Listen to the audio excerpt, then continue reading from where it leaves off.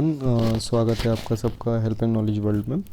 आज मैं एक नया टॉपिक लेके आया हूँ अपने अपने चैनल के लिए। तो ये एक टॉपिक है जो जर्नल स्टडीज़ से रिलेटेड है।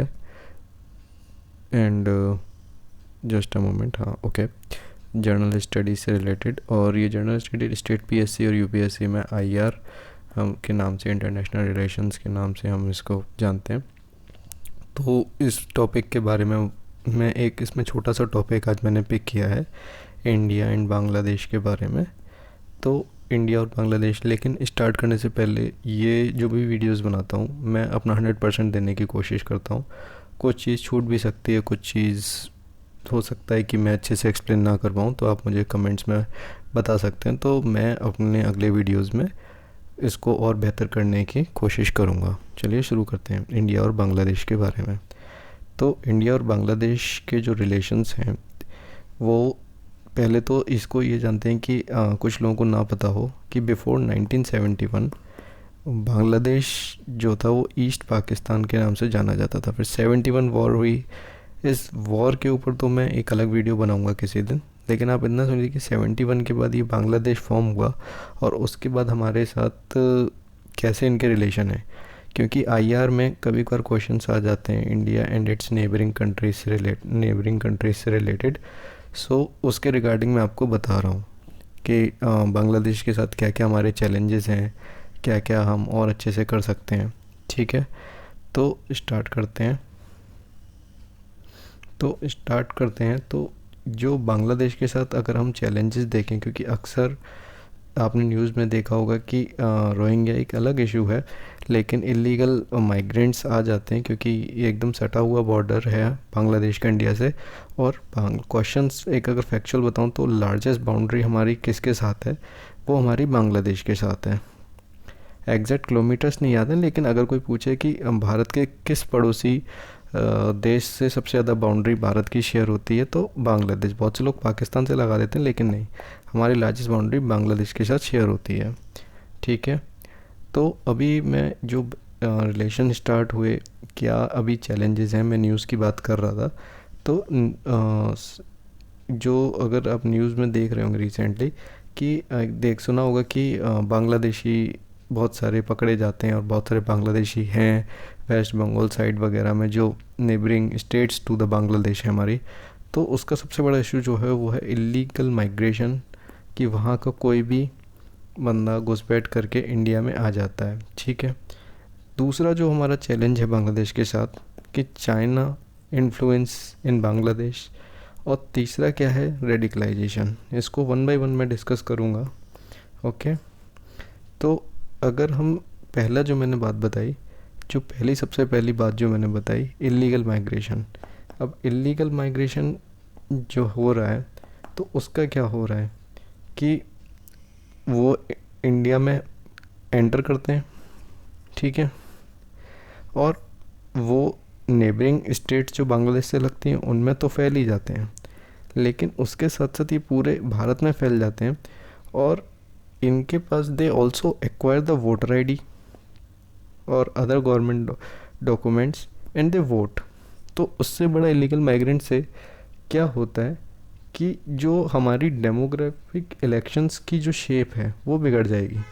सीधी सी बात है कि कोई ना कोई उनका यूज़ करके पावर में आ सकता है, ओके, या पैसा देकर। तो एक जो इंडिया का जो इलेक्शन का फॉर्मेट है वो इम्पेक्ट हो सकता है, जाहिर सी बात है, इलीगल माइग्रेंट से। ओके, अब इलीगल माइग्रेंट्स का इशू जो मेजर प्रॉब्लम है वो मैंने आपको बताई। दूसरा मैंने आपको बताया था कि चाइना इन बांग्लादेश। तो चाइना इन बांग्लादेश, आप एक चीज़ नोटिस करेंगे कि एक आउट ऑफ द बॉक्स में चीज़ बता रहा हूँ कि चाइना जो है समय समय पर सबमरीन्स और आर्म सप्लायर्स बना रहता है। इंडिया से भी बांग्लादेश लेता है, लेकिन चाइना इंडिया का इम्पैक्ट करने के लिए उनका मेन आर्म सप्लायर। कुछ टाइम पहले उन्होंने कुछ 2 सबमरीन्स दी थी। और अगर आप बांग्लादेश एयरफोर्स विकीपीडिया करेंगे, ये आउट ऑफ द बॉक्स है, पेपर में कहीं नहीं पूछा जाएगा। एक प्लेन है इनका चेंगडू J7 करके। ठीक है, तो चेंगडू J7 है, वो भी ये सप्लाई करते हैं। ओके, तो चैंगडू जो 7 जो है वो इंडिया एयरफोर्स के MiG-21 की एक कॉपी है, ठीक है। तो आप देख रहे हैं कि चाइना सबमरीन्स भी दे रहा है और इनके प्राइमरी एयरफोर्स में यूज़ होता है as a trainer, as a fighter role aircraft Chengdu J7। Okay,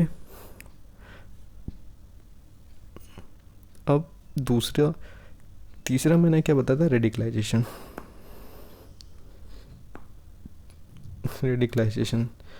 तो वहाँ पर क्या है कि कुछ ऐसे ग्रुप्स हैं जो एंटी इंडिया थिंकिंग रखते हैं, कुछ टेरर ग्रुप्स हैं जो एंटी इंडिया थिंक्स रखते हैं, जैसे कि आपका एक वहाँ पे ग्रुप है जमात इस्लामी एग्जाम्पल के तौर पे, ओके। और एक हुजी करके ग्रुप है वहाँ पर, जो वहाँ के यूथ को रेडिकलाइज करके इंडिया में एक डेंजरस एक्टिविटीज़, टेररिज्म एक्टिविटीज़ कराते हैं, और जिससे टू डिस्टेबलाइज द इंडिया और यहाँ पे पीस और हार्मनी को डिस्टेबलाइज कर सकें। सो ये जो 3 मेजर चैलेंजेस हैं इंडिया के सामने हैं regarding the India Bangladesh relations के बारे में। अब मैंने आपको स्टार्टिंग में बताया था इलीगल माइग्रेशन के बारे में, ओके। अब इलीगल माइग्रेशन का कुछ तो रीज़न होगा। तो इलीगल माइग्रेशन का क्या होता है कि बांग्लादेश ऑल्दो छोटा सा कंट्री अगर आप देखेंगे नॉर्थ ईस्ट स्टेट के बगल में, लेकिन इशू ये है कि छोटा कंट्री है, तो in search of employment they enter in a country. तो ये इंडिया में एंटर कर जाते हैं, और जो बॉर्डर है इंडिया का वो पूरी तरह सील नहीं है, सील बॉर्डर नहीं है, इसे हम बोलते हैं पोरस बॉर्डर। और वहाँ के लोगों को पता है कि कैसे इन्फिल्ट्रेट किया जाता है, और कुछ हद तक करप्शन इज़ द कॉज। अब करप्शन ना पूछें कैसा, कि कुछ होता है कि लॉ इन्फोर्समेंट एजेंसीज़ में थोड़ा बहुत करप्शन होके तो वो एंटर कर लेते हैं। और तीसरा जो इम्पैक्ट है इलीगल माइग्रेशन का, कि वो एंटर कर जाते हैं और फिर इंडिया में वोट बैंक पॉलिटिक्स होती है इसके थ्रू, ओके। तो ये जो इलीगल माइग्रेशन का प्रॉब्लम है। और अगर इसका मैं एग्जांपल दूं, कि जैसे आपने सुना होगा कि यूएसए में मैक्सिको के लोग जाते हैं इन सर्च ऑफ एम्प्लॉयमेंट, तो इसे हम बोलते हैं इंडियाज़ मैक्सिको प्रॉब्लम, ओके। और अब इसका सॉल्यूशन क्या हो सकता है, कि पहले तो हम डायलॉग यानी बातचीत से इसको सुलझा सकते हैं, ओके। और एक सॉल्यूशन अगर हम दे सकते हैं कि बार्ब्ड वायर्स जैसे इज़राइल ने लगा रखे हैं अपनी बाउंड्रीज़ की तरफ, ऐसे कटीले तार प्लस बाउंड्रीज़ करके, लेकिन ये हम कर नहीं सकते। एक तो हम पे इंटरनेशनल प्रेशर बहुत रहेगा अगर हमने ऐसा किया तो, दूसरा बहुत कि बॉर्डर ऐसा भी नहीं है कि बिल्कुल ही हम एकदम बार्ब्ड वायर्स लगा दें, चारों तरफ बुशेस, ट्रीज़ और जंगल टाइप एरिया भी है। और पहले Bangladesh as a part of India, तो we understand each other culture, okay. Example के तौर पे जैसे रविन्द्रनाथ टैगोर जी ने अपना हमारा भी नेशनल सॉन्ग लिखा और बांग्लादेश का भी लिखा है। तो और वेस्ट बंगाली पीपल और बांग्लादेश में बंगाली बोली जाती है, तो हम बॉर्ड वायर्स लगा नहीं सकते हैं, ठीक है। सो एकदम से हम वो भी नहीं लगा सकते कि हम एकदम वॉल खड़ी कर दें, एकदम ही क्लोज कर दें।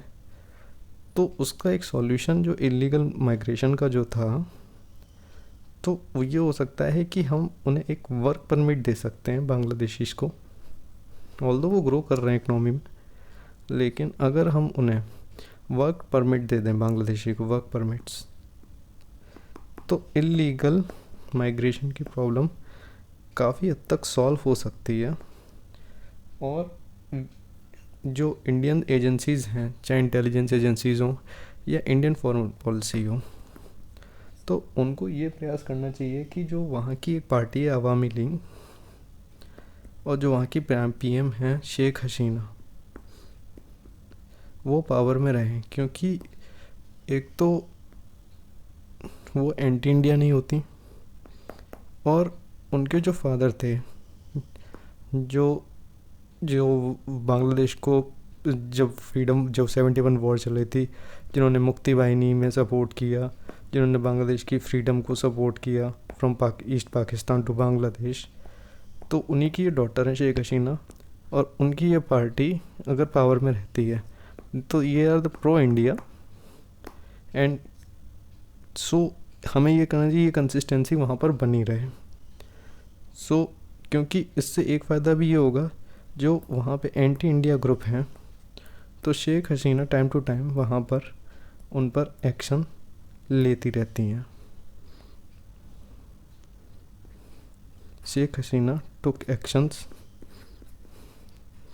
Against anti India groups in Bangladesh. So ये सॉल्यूशन है। और प्रो इंडिया है तो चाइना का इन्फ्लुएंस वहाँ पर कम हो जाएगा, चाइनीज़ इन्फ्लुएंस बिकम लेस। ठीक है, आई होप आपको ये वीडियो पसंद आया होगा, आपको ये लेक्चर पसंद आया होगा। प्लीज़ वीडियो को लाइक, शेयर और सब्सक्राइब करिए। Stay connected, stay healthy, wish you all the best. Thank you and जय हिंद।